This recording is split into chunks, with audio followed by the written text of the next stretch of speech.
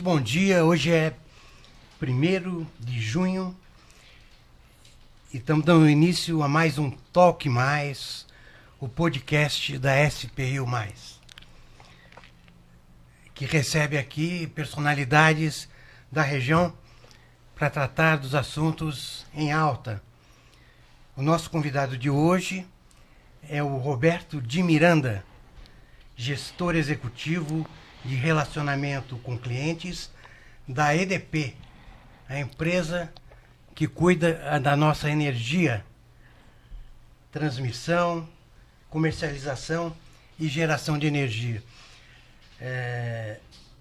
O Roberto está na EDP desde 94, né, Roberto? Formado em administração de empresas, pós-graduado em gestão empresarial pela FGV. A gente vai conversar aqui sobre a EDP, que está presente em 28 municípios de São Paulo, aqui no Alto Tietê, Vale do Paraíba e Litoral Norte, né? Com 3,5 milhões de clientes, né? Vamos conversar sobre o que acontece com o consumo no inverno, consumo consciente. Vamos falar do caso extremo lá no Litoral Norte, que a gente viveu recentemente. Vamos falar de eficiência energética, o envolvimento da EDP com as questões de sustentabilidade. Bem-vindo, Roberto. Bom dia. Bom dia, eu que agradeço o convite e estamos à disposição aí para discutir todos esses assuntos. Aproveitar aí que a gente está iniciando aí esse tempo de frio, queria saber o que muda para a EDP nessa época do ano, se é que muda. Bom, para a EDP, né, não muda tanto porque a gente continua, né, atuando e divulgando e disseminando informação de maneira que as pessoas tenham cada vez mais um consumo sustentável, um consumo consciente, né? Mas em termos de hábitos, né, eu acho que no inverno, né, mudam-se os hábitos, né? Então existe uma maior utilização do chuveiro, né, que é um grande vilão do consumo de energia elétrica. Mas né? É quentinho, né? É quente. Geralmente as pessoas, né, ficam mais tempo no banho, utilizam na posição mais quente, e isso faz que elas tenham um consumo maior, né? Utilizam aquecedores, né? Principalmente aquele portátil, né, que leva para um lado da casa, leva para o outro. Esse aquecedor também, apesar de deixar o ambiente bastante agradável, também é um ofensor, né? Ele acaba onerando a conta de energia com um consumo maior. A gente sabe que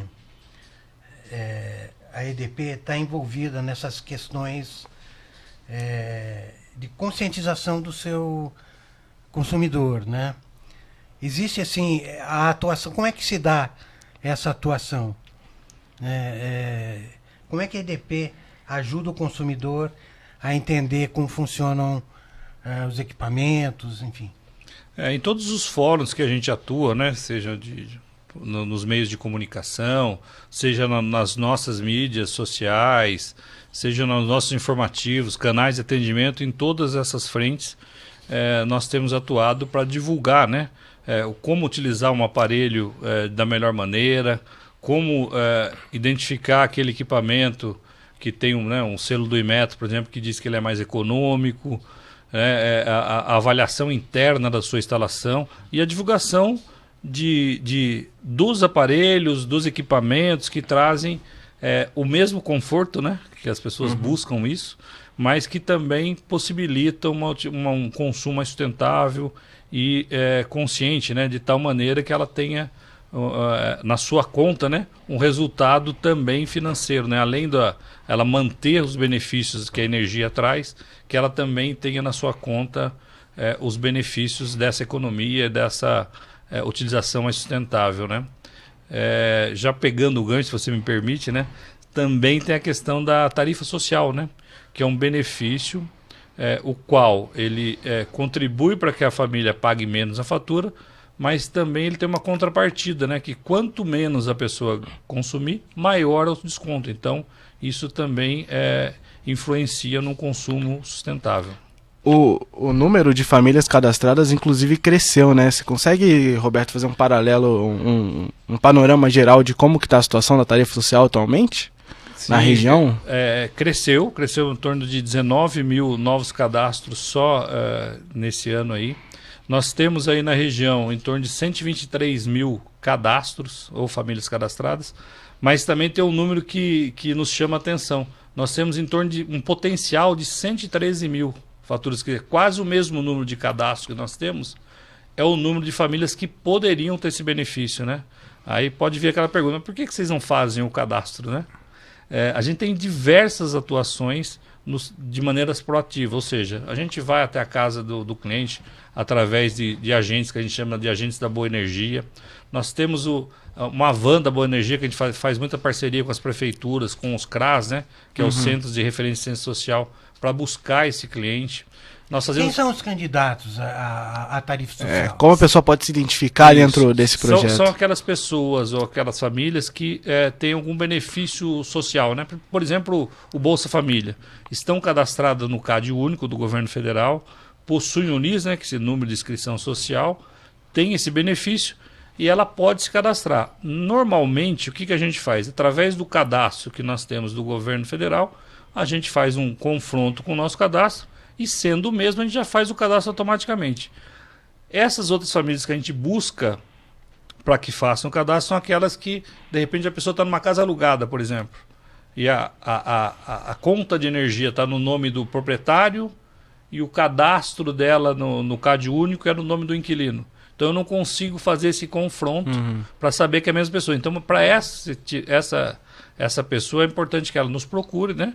Através do edponline.com.br / tarifa social, tem todas as informações e ela consegue se cadastrar, ou algum canal de atendimento nosso que pode esclarecer a dúvida e pode também providenciar o cadastro dessa família ou dessa pessoa. Perfeito. Roberto, é o seguinte, vamos a alguns assuntos aqui que também estão em pauta, que é a questão, a gente sabe que São José existem muita queda de poste por acidente, né? Eu queria saber como é que age a EDP nesses casos. Daí você podia falar um pouquinho da questão do como é feito o atendimento, se o atendimento o tempo, né? Tem que atender a algumas regras da ANEEL, etc. Essa é uma ótima pergunta, a gente também tem tentado divulgar bastante isso, né? Porque assim, a nossa rede é externa, né? Então a rede está sujeita a intempéries, vento, chuva, galho, árvore, né? Aqui em São José mesmo é uma cidade bastante arborizada, né? Que por um lado traz um benefício, mas também tem esse impacto aí, principalmente nas nossas redes. Com relação a esses acidentes aí, esses abalroamentos de poste, né? O que acontece quando acontece um evento desse? Nós temos uma dificuldade maior, né? Porque muitas vezes não depende só da EDP. Depende da polícia, né? Da polícia, às vezes é bombeiro, participação, né, com a prefeitura. A prefeitura nos apoia muito, existe uma parceria, mas demanda um tempo maior. O trabalho é conjunto, né? São mais equipes, né? Às vezes eu preciso de uma equipe pesada, né? Caminhão, várias equipes. O tempo de restabelecimento é muito maior, né? Às vezes eu preciso refazer uma rede toda, né? Que derruba um poste desse, derruba toda a rede, eu tenho que colocar novos postes, tenho que fazer a rede de novo, ligar de novo. Isso demanda tempo e impacta outros clientes também, não é só aquele evento, né? Porque aquelas equipes que estariam fazendo atendimento de outro tipo de ocorrências que são mais rápidas, acabam sendo destinadas e ficam mais tempo para atender esse cliente. Então é um impacto bastante grande, fora a segurança dessas pessoas, né? Que acabam colocando em risco a sua vida, às vezes tem óbitos, né? Que é pior ainda, né? Além do fato do óbito, o desenrolar ali para que a gente possa atuar também demora mais. Então é bastante impactante esses eventos. E tivemos uma redução do número de eventos, mas quase 200% do aumento de clientes impactados. Então nós estamos falando em torno de 25 mil clientes impactados em 37 eventos. Então percebam que são poucos os casos, mas o impacto é muito considerável, muito grande para os clientes e para a população. São eventos maiores, então, né? A gente vê que Exatamente, tivemos menos eventos, mas eventos maiores, que tiveram mais um impacto muito grande. significativos. Derrubou poste, derrubou rede e impactou muito mais gente no entorno dessa ocorrência. E Gabriel, a gente tem a questão das festas Diga. juninas, não é isso? tá se aproximando, né? O tempo é muito bom, o clima é muito bom, mas junto com essa festa toda vem alguns problemas, como por exemplo a questão dos balões, né? Eu imagino que seja uma preocupação de vocês, pensando também nessa questão do fornecimento de energia, né? Porque atrapalha completamente. Exatamente, eu acho que vai além do fornecimento de energia, né? Nós temos como valor a vida em primeiro lugar, né? Esse é o principal valor da EDP. Nada justifica uma vida, né? Ou seja, nenhuma atividade, nada disso. E nas festas juninas, para além das interrupções, né? Que as pessoas às vezes utilizam nossos postes para amarrar bandeirinha, elas acabam tendo uma sobrecarga na instalação elétrica, liga um monte de coisa, né? Carrinho de pipoca, algodão doce, mais lâmpadas, iluminação, toda aquela festa. Isso, além de causar um prejuízo, né, que pode interromper a energia de muitas pessoas, traz um risco à vida das pessoas, né? Então os postos de energia, a rede elétrica, não deve colocar nenhum tipo de bandeirinha, de bandeirola, né? Dentro da residência é importante verificar a instalação elétrica interna, se está adequado ou não para a utilização daqueles aparelhos, aparelho de som, tudo que é ligado numa festa junina, né? Então esses cuidados são importantes, seja dentro de casa, né, ou seja na rua, quando tiver esses eventos. Soltar balão, né? Nunca soltar balão, fogos de artifício perto da rede, perto de transformadores, atinge a nossa rede, pode causar um acidente e interrompe com certeza o fornecimento para várias pessoas. Se a minha conta de luz vem muito alta, houve alguma alteração de consumo, mas eu juro para você que não modifiquei a minha rotina. O que o consumidor pode fazer quando percebe essas alterações? Bom, é importante que ele nos procure, né? Se possível, já com uma leitura, né? Se ele puder tirar uma leitura do medidor lá, já é importante, porque a gente já consegue fazer uma conferência e identificar se tem algum problema ou não. Nós vamos avaliar se realmente teve algum problema de instalação, técnico, uma instalação, um problema de hábito, né? Porque o que acontece muitas vezes também, e voltando a essa questão do consumo que você falou, muitas vezes a pessoa não olha para a sua residência, né? Então, por exemplo, eu vou colocar um micro-ondas novo lá, vou lá e instalo. O meu chuveiro era de 4.500 watts, vou colocar um de 8.000 watts que esquenta mais, né? Esse período agora é bem mais quentinho. Só que eu não vou olhando minha instalação interna, né? Que ela está preparada para uma determinada carga, com um determinado número de aparelhos e potência. E isso acaba, além de podendo causar um acidente, até consumindo mais, porque eu tenho um consumo natural, né? Por aquecimento de fiação, por problemas internos, que podem causar um consumo maior, né? Por exemplo, a geladeira está dando choque, mas tudo bem. O chuveiro está dando choque, mas tudo bem, não está tudo bem. Não vai investigar. Além do risco, né? A pessoa está gastando mais, é como se fosse um cano de água furado. Então tem diversas questões. Mas tendo qualquer dúvida, pode nos procurar com qualquer canal de atendimento da EDP, que a gente vai fazer a avaliação e tomar todas as providências necessárias para orientar ou corrigir qualquer eventual desvio que possa ter. Vocês enfrentam ainda problema com os chamados gatos? Quer dizer, as pessoas que puxam um fiozinho lá Dá aquele jeitinho na energia, né? Muito, né? A gente tem muito impacto nisso. E quando a gente fala em gato, né? A gente parece que já remete à residência, né? Sim. Talvez aquela pessoa que tem uma condição social ou financeira mais difícil e acaba fazendo isso. Esse tipo de fraude, né? Mas não, tem indústrias que fazem isso, tem comércios, inclusive tiveram, né, até a apuração aí da Polícia Civil, ocorrendo alguns empresários, alguns comerciantes que foram presos, né, aqui no Vale do Paraíba, em São José, em Jacareí, porque é crime, né? Além de ser crime, essas pessoas acabam prejudicando a qualidade de fornecimento do entorno, colocando pessoas em risco, né? Porque nós estamos falando de ligações irregulares. Então tem bastante ainda, a gente tem atuado muito firmemente para combater isso, com fiscalizações, com inteligência, né? Nós temos sistemas de inteligência que identificam isso, medidores, enfim, equipes próprias de inspeção também, que são bastante especializadas para a identificação desses casos, e os clientes, né? Muitos clientes também ajudam na denúncia, na fiscalização, né? Informando. Então, existe bastante, sim, né? E como falei, não é só aquele cliente, né, residencial. Sim. Tem indústrias, tem comércios que acabam fazendo esse crime, né? É importante destacar que é crime sujeito à prisão, inclusive. É mais um fator também que pode influenciar diretamente no abastecimento de energia, no fornecimento de energia.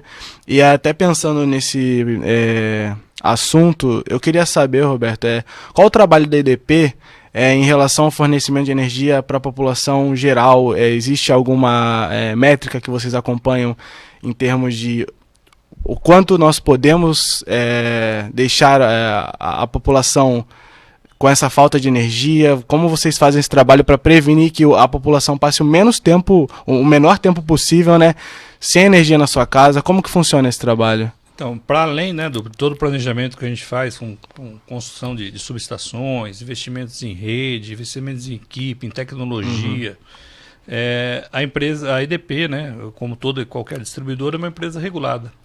E o regulador é bastante atuante, né, que é a ANEEL, que é a Agência Nacional de Energia Elétrica. E nós temos indicadores, né, índices aí de qualidade que nos obrigam, né, seguir um padrão. Mas também tem essa obrigação regulatória de que para a gente seguir o padrão. Então, hoje nós estamos aí no indicador que inclusive, se eu transgrido esse indicador, pode, num extremo, levar a perder até a concessão, né? Nossa. Então, são indicadores bastante importantes do ponto de vista de qualidade de fornecimento, que é o DEC/FEC. Um né, falando de uma forma bem simples, quanto tempo, né, um cliente pode ficar sem energia, e outro, com que frequência isso acontece, né? Hoje nós somos uma das empresas com o menor DEC do país, né? Então hoje nós temos lá, a grosso modo, em torno de 6 horas.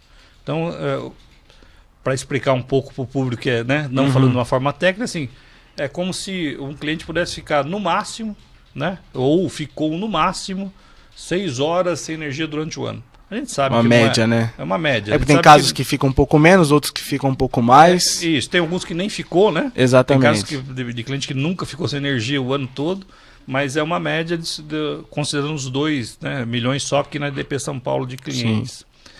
Então, estão indicadores bastante considerados. E tem a frequência, né? A frequência também é um dos menores do país, que é 3 vezes, né? Então, assim, no ano, em média, um cliente ficou 3 vezes sem energia no ano. É um número bastante significativo. É lógico que aquele cliente que ficou mais tempo falou, olha, ele está falando uma mentira, não é bem assim, uma bobagem, né? Não é bem assim. A gente entende isso, né? Sim. Mas é uma média, como falei, cai um poste, demora mais para atender. Foi uma pipa ali que desligou a energia, eu consigo atender mais rápido. São vários fatores que influenciam. Aproveitando, né, aí, você deu exemplos corriqueiros, né? E a gente sabe que a EDP atuou assim de forma bastante prestativa, né? No caso da Carnaval, né? Tragédia lá no Litoral Norte, né? Quanto tempo vocês atenderam aquele pessoal? Esse foi um caso assim bastante impactante, né? Em razão das pessoas afetadas, né? De mortos envolvidos. Então foi bastante triste, mas ao mesmo tempo a atuação da EDP, eu falando, fica um pouco estranho, né? Mas me dá muito orgulho da atuação da EDP. Eu acho que por volta do 4º dia dos eventos lá, nós já havíamos restabelecido aí em torno de 96% dos clientes. Então, uma atuação bastante incisiva e bastante rápida, né? O que fazer para... Como a gente... os climatologistas falam aí que os eventos tendem a ser cada vez mais extremos, né? Como que a EDP está se preparando para atuar nessas situações emergenciais? Até os aprendizados também, né, com essa última situação. A gente sempre diz que a gente sempre está preparado, né? Mas foi um evento de tal magnitude, né? Que acho que nenhuma empresa em nenhum momento estaria preparados, mas conseguimos dar uma resposta muito rápida. Por que disso, né? Porque a empresa tem toda uma estrutura ou uma pulverização de estrutura em toda a sua área de concessão. Então, para que nós pudéssemos dar a resposta mais rápida que a população precisava naquele momento, foram não só as equipes locais, né? Mas foram deslocadas equipes de outras regiões, né? Várias equipes especializadas, equipes que queriam realmente ajudar aquelas pessoas, né? Que não mediram esforços aí para poder atendê-las. Então, como que nós nos preparamos? Nós temos equipes para atendimentos comerciais. Vocês têm postos avançados? Temos postos avançados. Então, você pega no litoral, por exemplo, nós temos uma base lá na divisa, né? Está em Caraguá, mas na divisa com Caraguatatuba e São Sebastião. Então, nós temos postos avançados em toda a orla. Nós temos equipes que atendem emergências, temos equipes de construção e temos equipes que fazem atendimentos emergenciais. Nessas situações de contingência, né, essas equipes todas são direcionadas para esse tipo de atendimento. É lógico que lá teve uma característica totalmente diferente, que nós tivemos que deslocar muitas equipes pesadas, né, porque tinha árvore, tinha casas, inúmeros né? postes caídos, casa, lama. Então foi um desafio gigantesco, né? Tem fotos nossas equipes andando na lama, com lama para o joelho, levando poste, levando escada nas costas, né? Porque o veículo não chegava para ele poder fazer o restabelecimento. Então foi bastante desafiador. Eventualmente até atendendo outras coisas, né? Outras coisas, pessoas... Dando a mão para uma pessoa. Né? Exatamente. Faz um pouco de tudo. Inclusive doações, né? No mesmo dia, né? Na virada do dia, à noite nós fomos a primeira empresa aí que chegou com mantimentos, com água, produto de higiene, saúde. E para isso nós tivemos que deslocar equipes nossas de infraestrutura para poder conseguir esses mantimentos, né? Porque não tinha ligação, não conseguia levar caminhões para lá, então teve que tratar disso aí lá nos locais mesmo onde foi possível. Então foi um esforço conjunto, não só das equipes de operação para restabelecimento, mas todas as equipes de apoio. Então foi bastante significativo e, né, lógico, tirando os números da tragédia, foi bastante gratificante a atuação. E uma coisa essencial, nós não tivemos um acidente. Nós primamos, como eu falei para vocês, pela segurança, né? Então as nossas equipes trabalharam sob muita pressão, um clima bastante inóspito, né? Uma dificuldade de campo muito grande, mas felizmente nenhum acidente. Nós deslocamos todas as equipes praticamente nossas de segurança de trabalho, né? Externo também que apoiaram, então foi uma ação bastante importante e gratificante nesse sentido de poder auxiliar, porque a energia é super importante, né, para as pessoas. Roberto, a gente está com mais de 20 minutos de entrevista. Desculpa. E eu queria ir encerrando o nosso papo, levando a conversa para a questão da sustentabilidade. A gente sabe que a sigla é ESG, né? As práticas ESG, as grandes empresas estão adotando de maneira bastante, vamos dizer, rapidamente, né? Estão envolvidas nessas questões. Como a EDP está envolvida com o ESG? Bom, o Grupo EDP no mundo, né, está voltado para isso, tem envolvimento com essas questões ambientais, questões de governança, né?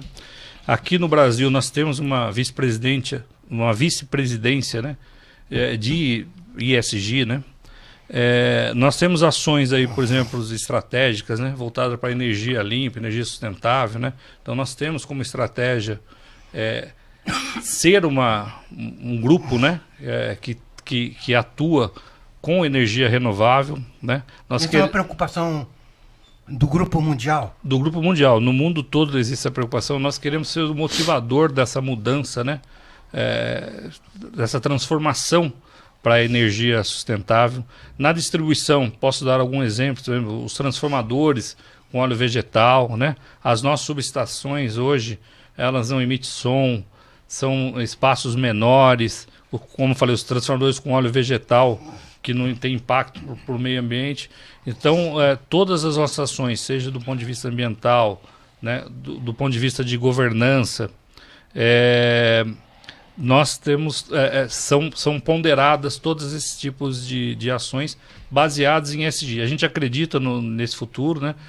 A gente acredita muito em energia renovável, né? Eu acho que a solar aí, né, que é a geração distribuída, deve aumentar bastante, deve trazer aí uma nova fonte. Já trouxe, né? Mas deve ampliar bastante essa fonte renovável de energia. Virar uma tendência também, né?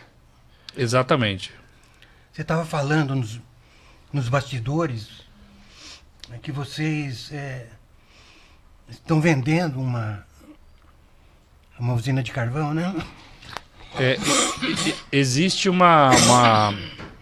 existe um movimento, né, de descontinuidade nos negócios que não sejam renováveis, né?